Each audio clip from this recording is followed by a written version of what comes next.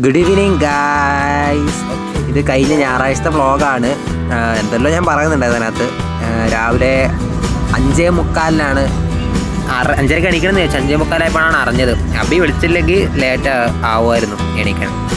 രാവിലെ ഇന്ന് കണ്ണൂരായിരുന്നു programme. Kannur CH auditorium, Echur, അങ്ങനെ ഒരു സ്ഥലപ്പേര്.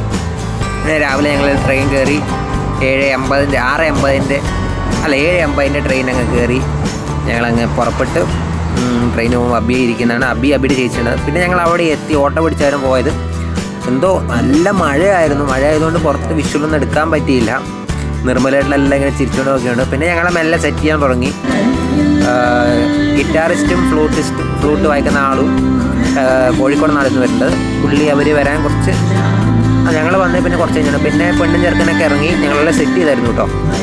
എല്ലാം പെട്ടെന്നായിരുന്നു. പിന്നെ പരിപാടിയെല്ലാം കഴിഞ്ഞ് സാധനമൊക്കെ സെറ്റ് ചെയ്ത് എടുത്ത് വെച്ച് ഫുഡ് കഴിക്കാൻ അങ്ങനെ സദ്യയായിരുന്നു.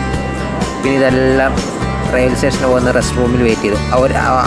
ഒരു മണിക്കൂറിനടുത്ത് ട്രെയിൻ ലേറ്റായിരുന്നു.